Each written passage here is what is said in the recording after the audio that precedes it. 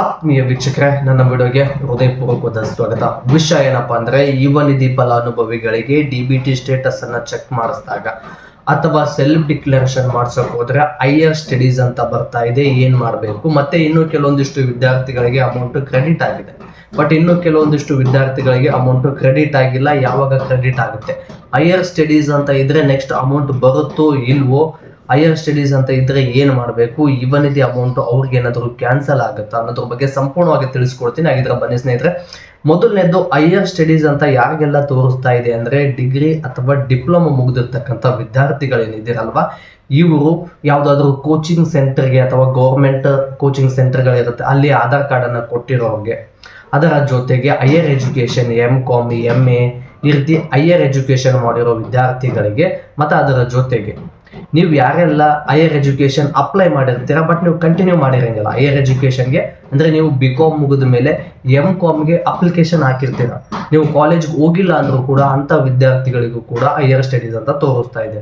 But higher studies ಅಂತ ತೋರಿಸ್ತಾ ಇತ್ತು ಅಂದ್ರೆ, ನೀವು ಈ ಎಲ್ಲ ಕಾರಣಗಳು ಇಲ್ಲ ಅಂದ್ರೆ ನೀವು ಡೈರೆಕ್ಟ್ ಆಗಿ ಯುವ ನಿಧಿ ಆಫೀಸ್ಗೆ ಹೋಗಿ ಈ ರೀತಿ ಸಮಸ್ಯೆ ಆಗ್ತಾ ಇದೆ, ಈ ಸಮಸ್ಯೆಗೆ ಪರಿಹಾರವನ್ನ ಕೊಡಿ ಅಂತೇಳಿ ನೀವು ಯುವ ನಿಧಿ, ಪ್ರತಿಯೊಂದು ಜಿಲ್ಲೆಯಲ್ಲೂ ಯುವ ನಿಧಿ ಆಫೀಸ್ ಇರುತ್ತೆ, ಅಲ್ಲಿ ಹೋಗಿ ಪರಿಹರಿಸ್ಕೊಳ್ಬೇಕು. ಇದಿಷ್ಟು ಯುವ ನಿಧಿ ಫಲಾನುಭವಿಗಳು. ಈಗ ನಾನು ಹೈಯರ್ ಸ್ಟಡಿನೂ ಮಾಡಿದ್ದೀನಿ, ಈ ರೀತಿ ಅಪ್ಲಿಕೇಶನ್ ಹಾಕಿದ್ದೆ, ಗೌರ್ಮೆಂಟ್ ಕೋಚಿಂಗ್ ಸೆಂಟ್ರಲ್ಲಿ ಟ್ರೈನಿಂಗ್ ಕೂಡ ತಗೊಂಡಿದ್ದೀನಿ, ಅಂದರೆ ಕಾಂಪಿಟೇಟಿವ್ ಎಕ್ಸಾಮ್ಗೆ ಕೋಚಿಂಗ್ ಸೆಂಟರ್ಗಳಿರುತ್ತೆ ಗೌರ್ಮೆಂಟ್ ಕಡೆಯಿಂದ. ಇಲ್ಲಿ ಏನಾದರೂ ನೀವು ಕೋಚಿಂಗ್ ಕೂಡ ತಗೊಂಡಿದ್ದೀನಿ ಅನ್ನೋ ರೀಸನ್ ಇದ್ರೆ ನಿಮಗೆ ನೆಕ್ಸ್ಟ್ ಯುವ ನಿಧಿ ಅಮೌಂಟ್ ಬರೋದಿಲ್ಲ.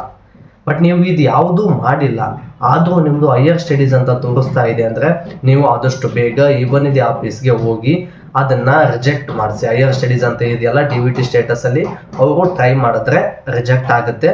ಮತ್ತೆ ಇನ್ನೂ ಒಂದ್ಸಲ ಯುವ ನಿಧಿಗೆ ಅಪ್ಲಿಕೇಶನ್ ಹಾಕಬೇಕು. ಯುವ ನಿಧಿಗೆ ಅಪ್ಲಿಕೇಶನ್ ಹಾಕಿದ ನಂತರ ಮತ್ತೆ ಆರಂಭದಿಂದ ಯುವ ನಿಧಿ ಹಣ ಬರೋದಕ್ಕೆ ಸ್ಟಾರ್ಟ್ ಆಗುತ್ತೆ. ಇದು ಹೈಯರ್ ಸ್ಟಡಿ ಅಂತ ತೋರಿಸ್ತಾ ಇರೋ ವಿದ್ಯಾರ್ಥಿಗಳಿಗೆ ಬಂದಿರತಕ್ಕಂಥ ಅಪ್ಡೇಟ್ ಸ್ನೇಹಿತರೆ.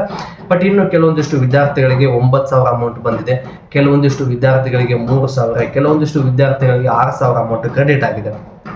ಡಿಗ್ರಿ ಮುಗಿದವರಿಗೆ ಆಲ್ಮೋಸ್ಟ್ 9,000, ಡಿಪ್ಲೊಮಾ ಮುಗಿದವರಿಗೆ 4,500 6,000 ಅಮೌಂಟ್ ಕ್ರೆಡಿಟ್ ಆಗಿದೆ. ಇದು ಜನವರಿ, ಫೆಬ್ರವರಿ, ಮಾರ್ಚ್ 3 ತಿಂಗಳ ಹಣ, ಮತ್ತು ಏಪ್ರಿಲ್, ಮೇ, ಜೂನ್ ತಿಂಗಳ ಹಣ ಇದೇ ತಿಂಗಳು 15ನೇ ತಾರೀಕು ಒಳಗಡೆ ಹಂತವಾಗಿ DBT ಮೂಲಕ ಬಿಡುಗಡೆ ಮಾಡ್ತೀವಿ ಅಂತೇಳಿ ಕರ್ನಾಟಕದ ರಾಜ್ಯ ಸರ್ಕಾರದ ಹಣಕಾಸು ಇಲಾಖೆ ಕಡೆಯಿಂದ ಇನ್ಫಾರ್ಮೇಶನ್ ಅನ್ನ ಕೊಟ್ಟಿದ್ದಾರೆ.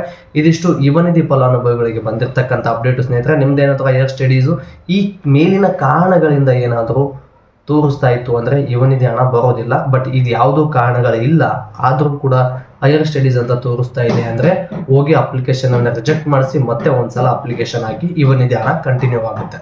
ಮತ್ತೆ ಇದೇ ರೀತಿಯಾಗಿ ನಾನು ಹೆಚ್ಚಿನ ವಿಡಿಯೋ ಮಾಡಲು ನಿಮ್ಮ ಪ್ರೋತ್ಸಾಹದ ಅವಶ್ಯಕತೆ ಇದೆ. ಈ ಪ್ರೋತ್ಸಾಹವನ್ನ ವಿಡಿಯೋಗೆ ಲೈಕ್, ಶೇರ್, ಕಮೆಂಟ್, ಸಬ್ಸ್ಕ್ರೈಬ್ ಮಾಡ್ಕೊಳ್ಳೋದ್ರ ಮೂಲಕ ಸಪೋರ್ಟ್ ಮಾಡಿ ಅಂತ ಹೇಳ್ತಾ ಮತ್ತೆ ಮುಂದಿನ ವಿಡಿಯೋದಲ್ಲಿ ಸಿಗೋಣ. ಧನ್ಯವಾದಗಳು ಸ್ನೇಹಿತರೆ.